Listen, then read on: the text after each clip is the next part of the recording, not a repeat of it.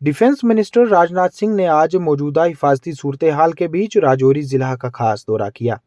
इस दौरान उन्होंने एक तरफ जहां high level security review meeting की क़यादत की, तो वहीं दूसरी ओर गवर्नमेंट मेडिकल कॉलेज राजौरी व डाक बंगलो राजौरी में कुछ एक सिविलियंस से भी मुलाकात की। इसी के साथ साथ डिफेंस मिनिस्टर राजनाथ सिंह ने राजौरी में हिंदुस्तानी फौज के S of spades infantry division में फौजी जवानों व ऑफिसरान के साथ भी मुलाकात की व उन्हें खिताब किया।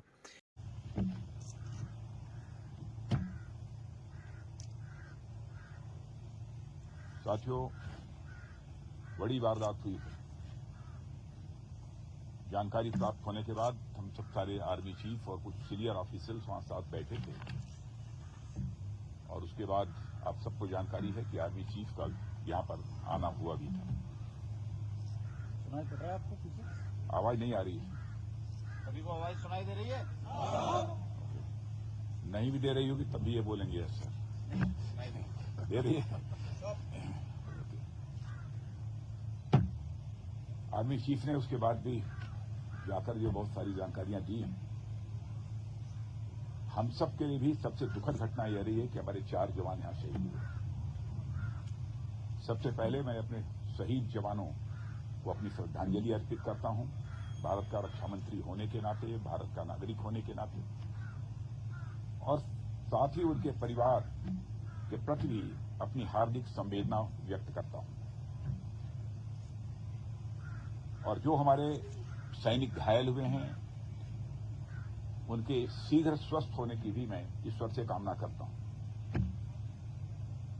और मैं आपको आश्वस्त करना चाहता हूं कि घटना की गंभीरता को देखते हुए जो भी आवश्यक और जो भी उचित कदम है वह उठाने की भरपूर कोशिश की जा रही है।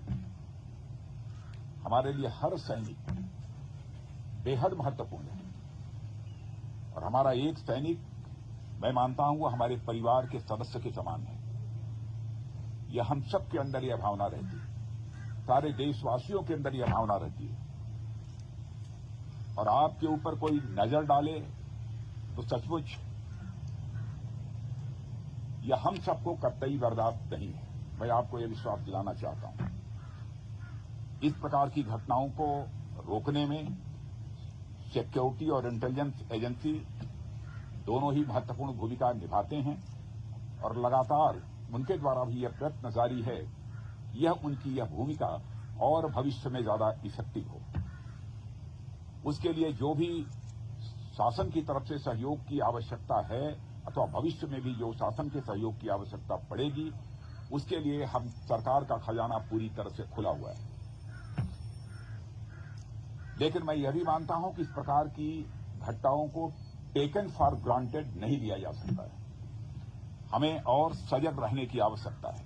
मैं जानता हूं आप सब सजग रहते हैं, लेकिन मैं मानता हूं कि और अधिक सजग रहने की आवश्यकता है। और जिस तरीके से आप सब काम कर रहे हैं उसके प्रति मैं ये कहना चाहूंगा, सभी के प्रति हम सबका एक कृतज्ञता का भाव है।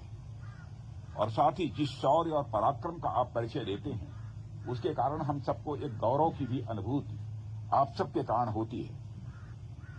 और मातृभूमि की सेवा में जो भी आपका बलिदान है, जो भी आपके एफर्ट्स हैं, जो आपकी कोशिश है, उसकी किसी भी सूरत में किसी भी चीज से तुलना नहीं की जा सकती।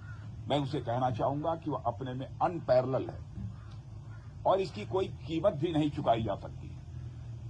कोई हमारा सैनिक शहीद हो जाता है, भले ही कुछ कंपनसेशन दे दें, लेकिन वह कंपनसेशन के द्वारा उसको कंपनसेट नहीं किया जाता। वह क्षति जो होती है कभी पूरी नहीं की जा सकती। मैं आपको विश्वास दिलाना चाहता हूं कि सरकार का जहां तक प्रश्न है, सरकार आप लोगों के साथ खड़ी है और हम आपके वेलफेयर को, आपके कल्याण को, आपकी सुविधा को बराबर हम लोग टॉप प्रायोरिटी पर रखते हैं। जो कुछ भी जानकारी हम लोगों की दी जाती है उस आधार पर हम कदम उठाने की कोशिश करते हैं। आप सबका अनुशासन, आप सबका समर्पण और अपने कर्तव्य के प्रति जो आपकी प्रतिबद्धता है उसके हम सभी लोग कायल हैं। यह भी मैं आपको जानकारी देना चाहता हूं। और साथियों, मैं आपको बतलाना चाहता हूं कि भारतीय सेना सारी दुनिया में कोई साधारण सेना के रूप में नहीं मानी जाती।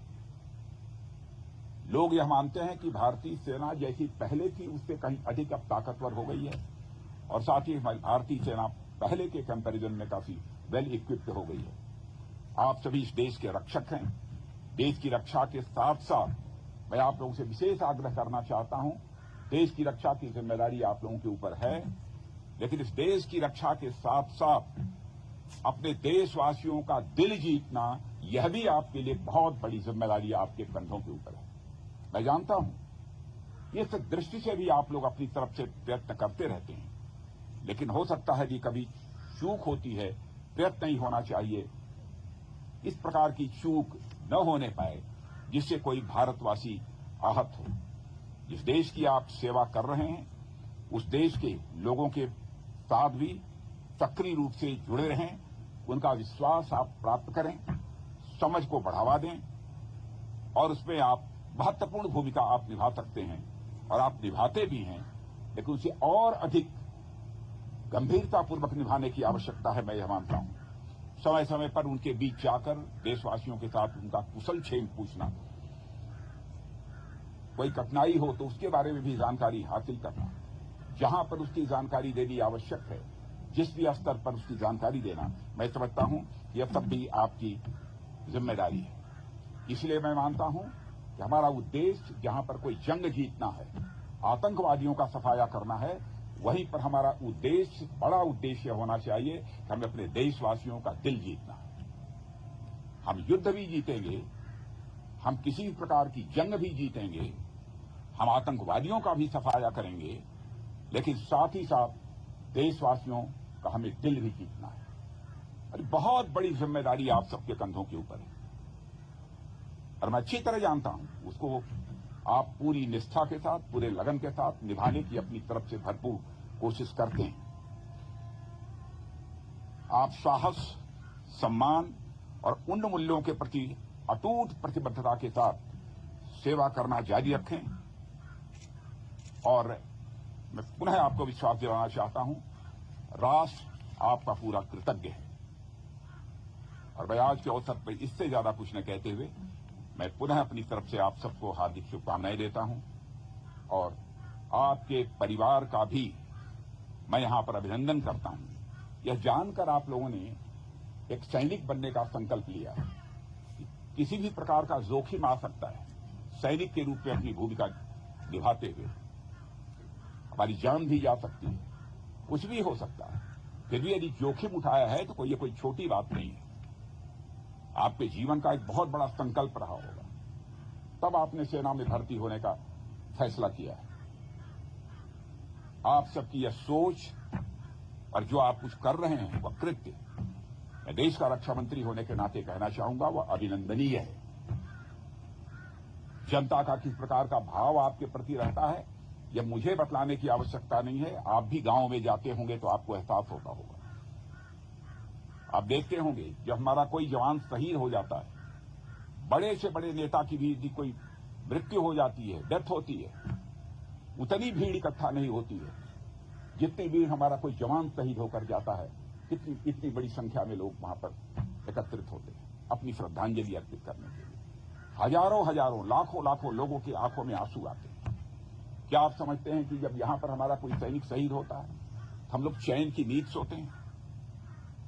हम लोग भी इंसान हैं, क्या गुजरती है हम लोगों के ऊपर हम लोग जानते हैं। लेकिन आपके शौर्य और पराक्रम पर दोस्तों हम लोगों को पूरा विश्वास है। आप आगे बढ़िए। आतंकवाद का सफाया जम्मू कश्मीर से होना चाहिए, इस संकल्प के साथ आप आगे बढ़िए। मैं आपको हार्दिक शुभकामनाएं देता हूं। आप विजय हासिल करेंगे, मुझे पक्का विश्वास है, पक्का विश्वास है। यह मानकर मैं चलता हूं। आप सबको बहुत बहुत शुभकामनाएं।